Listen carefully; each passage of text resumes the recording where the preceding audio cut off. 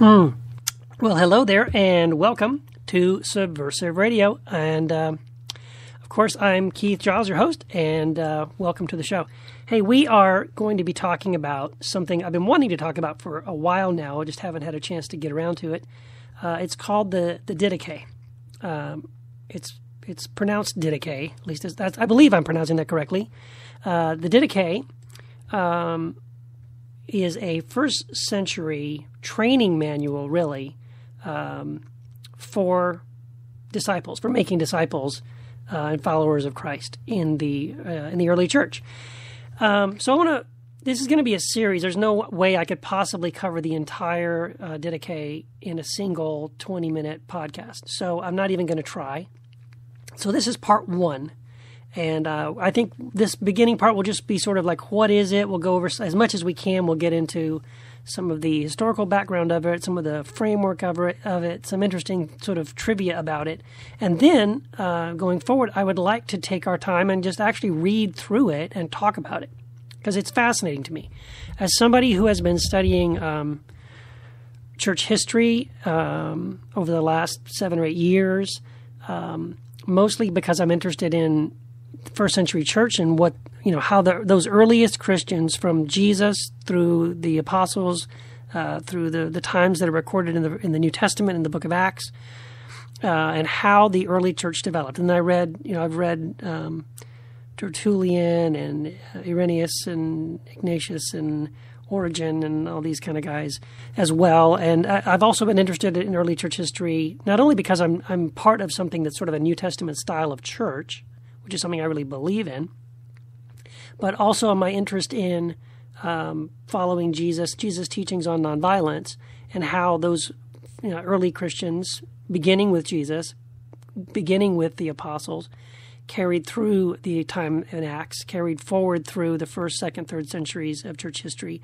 how nonviolence, loving your enemies, following Jesus specifically, directly, explicitly, was part of the DNA of the early church, and also about how the early Christians cared for the poor, what they did with their money, how they cared for people around them who were in poverty or sick or outcast. Again, following the example of Jesus. So I'm very fascinated by early church history anyway. And that's, of course, what eventually led me to the Didache. By the way, if you're interested in it, you can do a Google search of the Didache, and I believe you can find it online. Well, I don't believe. I know. I know you can find the text of it online, public domain, totally free, because what I did was I found a website that had the entire thing on there, the complete Didache. It's very short. It's probably about as long as, like, 1 Timothy or something. Or 1 Peter or something. It's not very long. You can find it, and what I did was I just grabbed it, copied it, and I pasted it into an email to myself, and then I saved it in my note sections on my iPod. So I have it with me anytime I'm bored. I can just open up my iPod and flip over to the Didache and just scan it, read it, look into it. It's really cool. It's very short, like I said. So anyway, if you're interested, I encourage you to go and get it and read it and download it. And if you want to follow this podcast, you can be reading it yourself. And if there's something you notice that you want me to talk about, maybe I skip over it or I don't explain it, the way you'd like me to. Let's have a dialogue on this. I would love to talk about it. It's very fascinating to me. So let's talk about the Didache. The Didache is a contemporary document. It was written in the first century. It was a compilation or a gathering of the oral teachings of the apostles, and these are the things that they taught verbally when they were making disciples and going out and planting churches. So that's what makes it really fascinating to study. It actually was put down and written down before the Gospels were written down. And that's also fascinating, because as we read through the Didache, what you're going to notice is how many times they are quoting things that Jesus taught. And keep in mind that they were writing down the oral traditions of the things that Jesus taught before the Gospels were written, before Matthew wrote his Gospel, before Luke wrote his Gospel, before Mark wrote his Gospel, before John wrote his Gospel. The Didache was the first time anyone that we know of put down in writing in a formal way the teachings of Jesus. And so, of course, those gospel writers probably had a copy of the Didache, probably themselves were trained to follow Jesus using the Didache. And, of course, the Didache would have influenced and informed the ways they reported and talked about Jesus, etc. So it's fascinating. So here's a little bit of a background. So even though the Didache was contemporary to the time of the book of Acts, for example. So as the book of Acts, if you're reading the book of Acts, you're reading about the time frame that the Didache was in circulation and what was being used, at least orally, and probably most likely as well when it was written down, as a document, as a formal way of teaching and training disciples. So what it is basically it's an ancient Christian community's process for how to mentor disciples. And so, however, though, of course, it's not mentioned in the book of Acts, and none of the other New Testament writers refer to it, even though it was contemporary, right, to their time frame. And here's what's also fascinating to me about the Didache. At least it claims to be, teachings from the apostles, okay? Yet it's not tied to any specific apostle, which I also find refreshing. It's just said, these are the teachings of the apostles. So that communicates several things. It tells you one thing, that all the apostles were in agreement on this. This wasn't like, well, Peter teaches this, but yeah, James teaches that, or John teaches this other thing.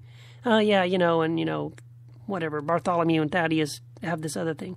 No, it's like these are the teachings of the apostles. These are the teaching that the apostles all agreed on were foundational to being a disciple of Jesus. But because it doesn't name by name any of the apostles, that actually hurt it when it came time to decide which books were going to be put into or going to be called the New Testament scriptures. Okay, and if you don't know about that, so what happened was in 397 AD, so I guess technically that would be 3rd century. I guess technically 4th century, right? Beginning 4th century. There was a council of Carthage, and they sat down to decide, what's going to be canon. And if you don't know, by the way, there are all kinds of other writings that were going around at the time. There's another one called The Shepherd of Hermas. That's also interesting to look at and to read. That one was not added into the New Testament canon. There were reasons why. And the Didache was also not. But one of the reasons why it wasn't, we believe anyway, was that the Didache, even though it does, there's no reason to doubt it. It's not because of that. It's not that they doubted that it was truly an accurate, reporting of what the apostles taught.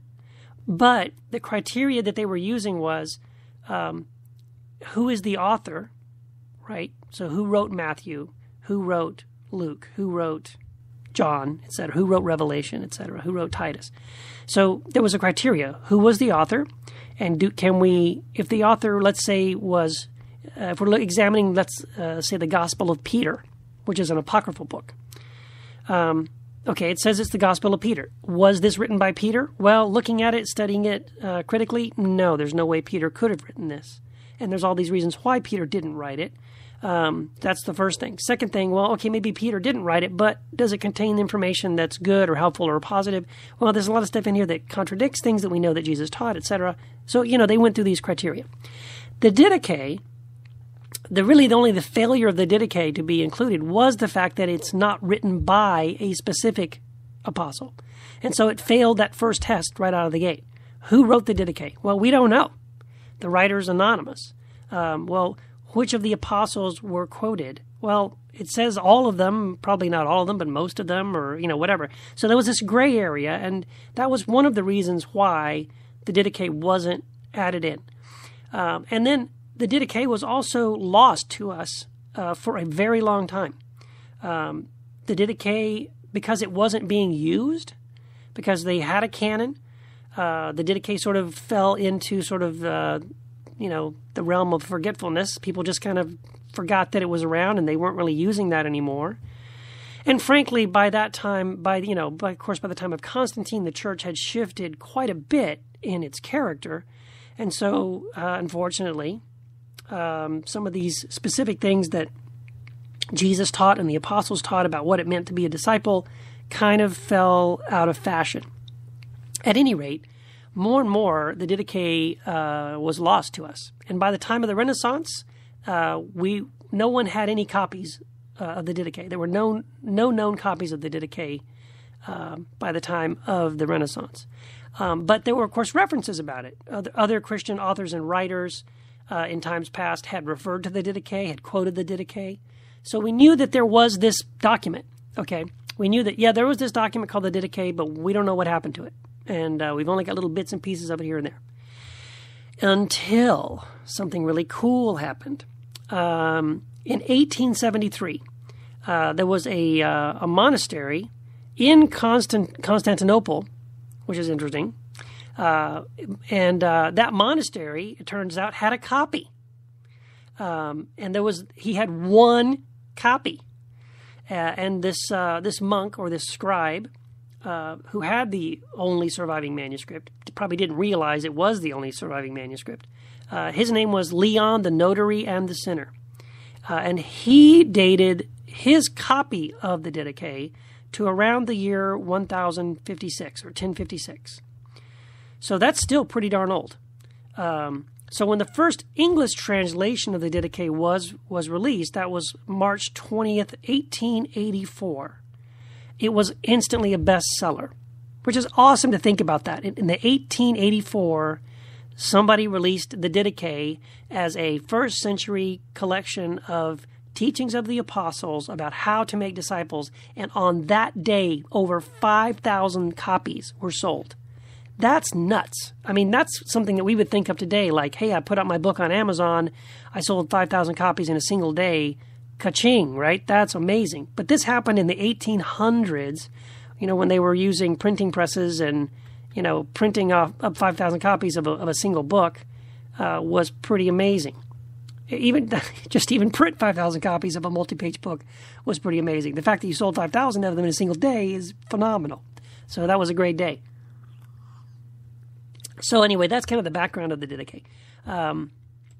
Let's take some time a little bit and kind of dig down a little bit too into kind of what the contents of it were about. Okay, so the Didache is a beautiful window for us. It's really such a gift because it gives us a window into those first century, really the first generation of Christians. And it sits right alongside the Acts of the Apostles for us and gives us a window into this is the way they lived their lives every day. This is the way they thought about what it meant to be a Christian. Okay? So now, as I said, this was written down before the Gospels were written, but it is not the Gospel, and it doesn't try to be the Gospel. It's not, in other words, it's not sitting down to say, this is the Gospel message of Jesus. Although it does contain the Gospel in it, but obviously, as we get into it, you'll see this. It's not anywhere near telling the story of Jesus. It's really just quoting his teaching and wanting people who are interested in following Jesus, giving them instructions on how to do that. So it's really, really sort of a guidebook or an instruction book. What else can I say about it? Anyway, yeah, so I guess that's it. It's basically, again, like this window. It's not a letter, okay? Epistles or letters, and we have plenty of those in the New Testament. In fact, the New Testament's mostly letters. If you look at the letters of Paul or Peter or James or John, this is not a letter. So it doesn't follow that whole thing of like there's no greeting at the beginning. It's not addressing an audience. There's no salutation at the end, etc. And here's also something very fascinating about the Didache. Even though the Didache was in full use at the time that Paul and Barnabas were, on their missionary journeys, the Didache doesn't contain any hint of any sort of Paul's theology or Paul's, or even, anything that would sound Pauline, if you will. Okay?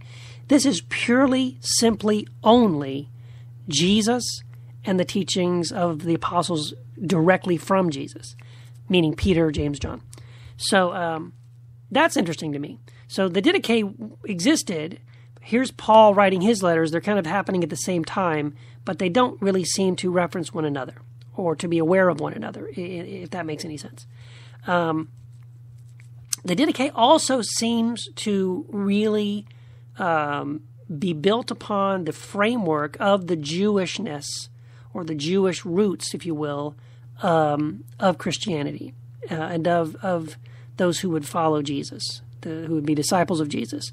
And so it's not, and as we get into it again, we'll look at point by point. You can see this as it flows out.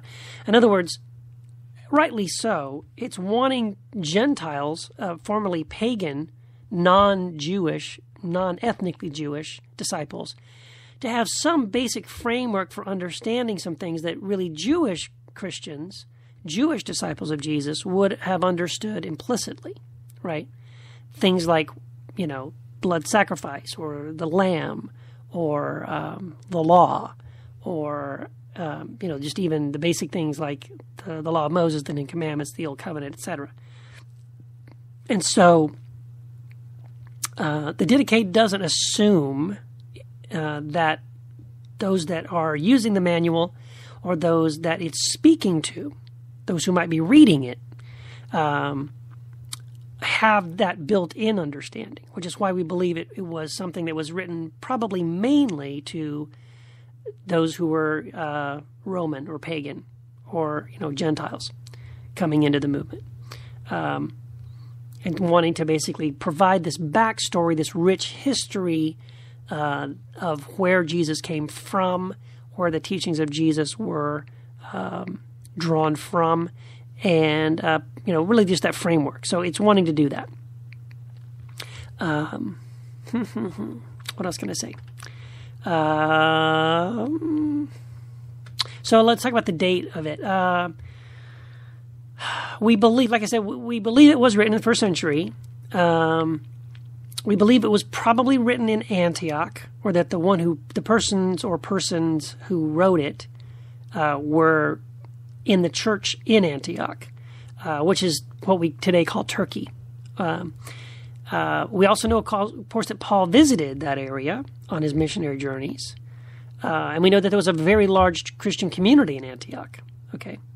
And so, anyway, there's reasons for us to doubt that the Didache would have possibly been composed after Paul's missionary journeys and after the bulk of Paul's epistles have been written to the churches throughout the region there.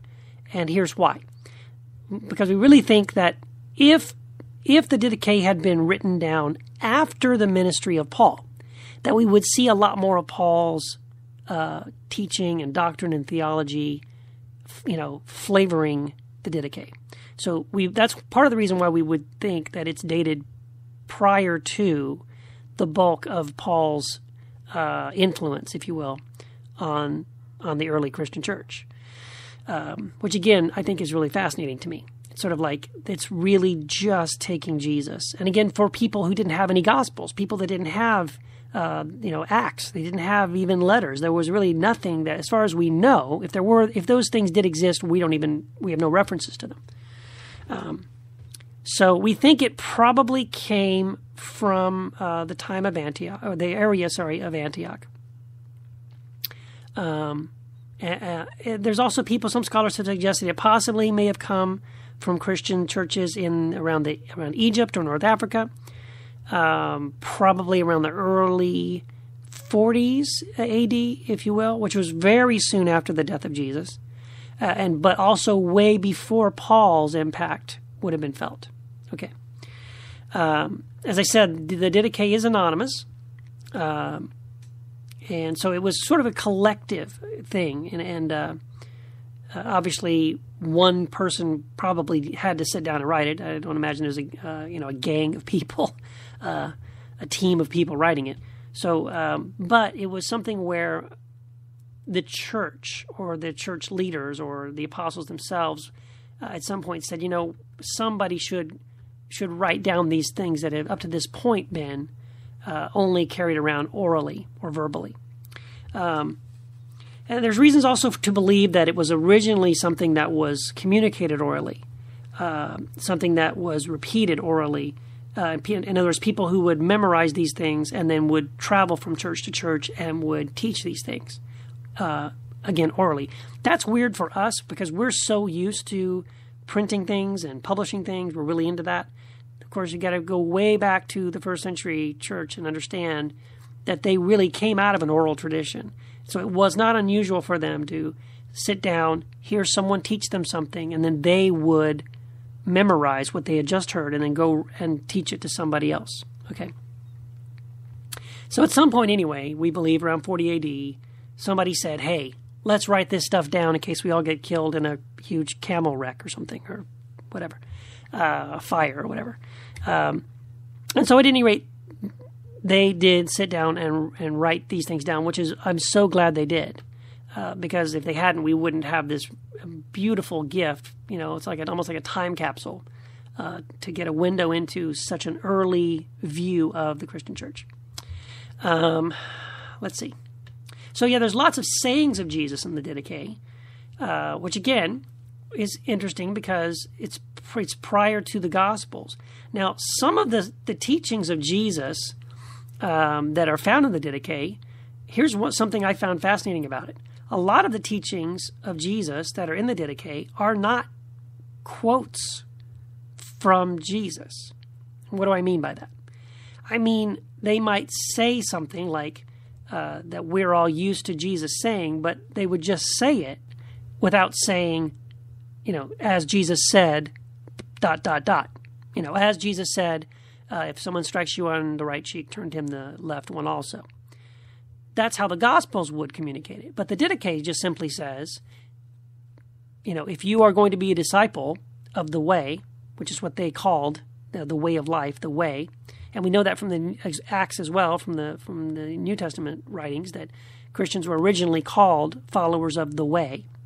So the Didache might say, if you want to be a follower of the way, then understand this, that if someone strikes you on your right cheek, turn to him the other also. Period. And it doesn't say, as Jesus commanded you. There's sort of an assumptive, overarching assumption in the Didache that everything that we are teaching you in this instruction manual for disciples, the origin of these teachings is Jesus. Jesus gave this to the apostles, and now the apostles are giving it to you.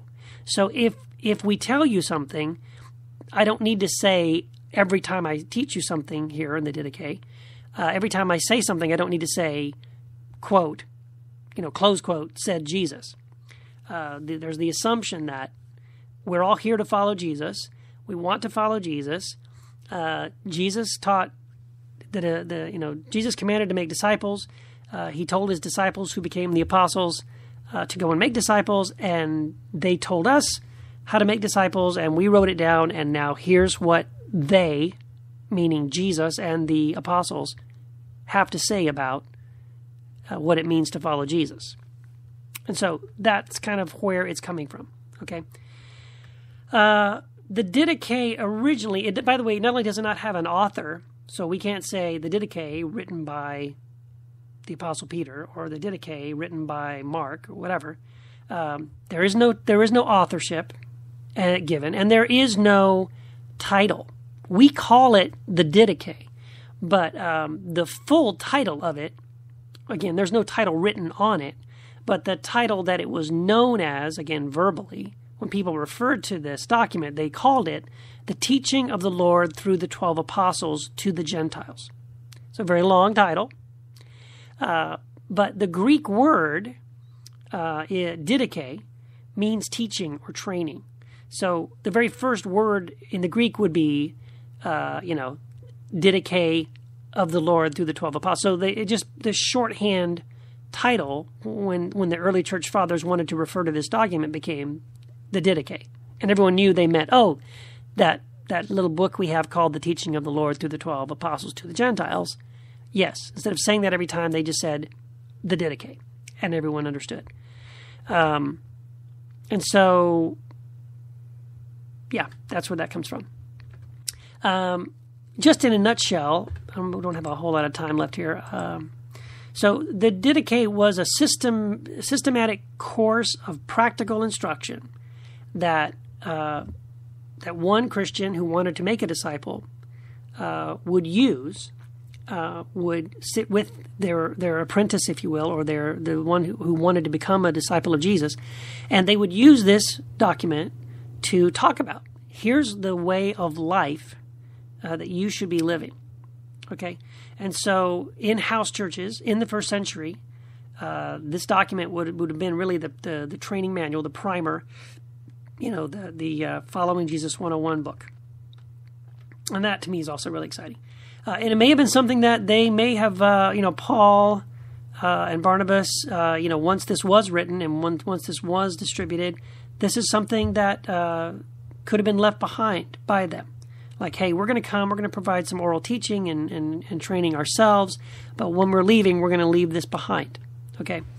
So, it's something that the apostles probably would have either mailed to them or sent to them, along with letters, or made copies of these to pass around, etc., because it was a very useful tool. And really, ultimately, that's what the Didache is. It's a tool that the early church uses. What else can I say about the Didache? Well, here's something I found interesting as I was looking at the background and stuff from the Didache. I found this note that someone had made about it. So, when Jesus said the time, go out and make disciples, but there's really no instruction of how, right? So Jesus says, go and make disciples, but there's nothing that says, how do I do that, right?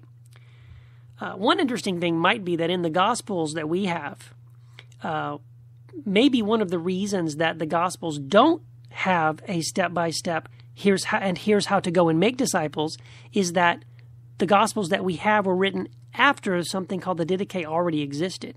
So it would have been sort of, I'm sure, to those Gospel writers a little redundant. Why write, the manual for, and here's how I want you to make disciples, when everybody already has a copy of the Didache.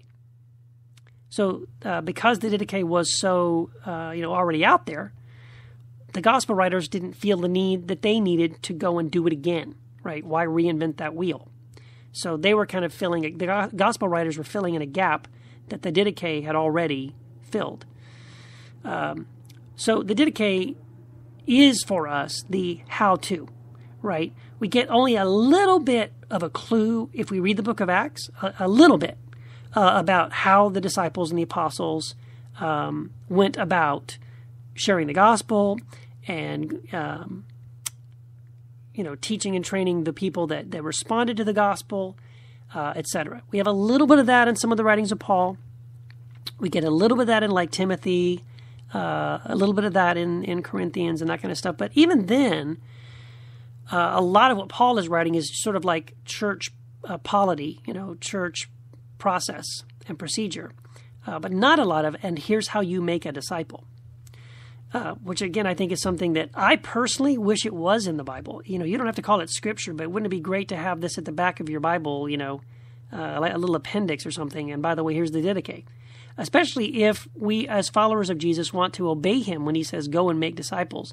Wouldn't it be great to have a copy of the actual document that the apostles themselves put together and used when they went to make disciples, when they left, in Jerusalem and then outside of Jerusalem when they went out. That to me is pretty awesome. So the Didache is something that it's something that helps you train disciples, and there's a structure which. Maybe I'll go into that next time because I think I'm running out of time. But part 2, we'll talk about the structure of the Didache and see if we can get into the actual teaching itself of the Didache. Again, if you have any questions, let me know. And I thank you for listening. And hey, God bless and let the kingdom come. Good night.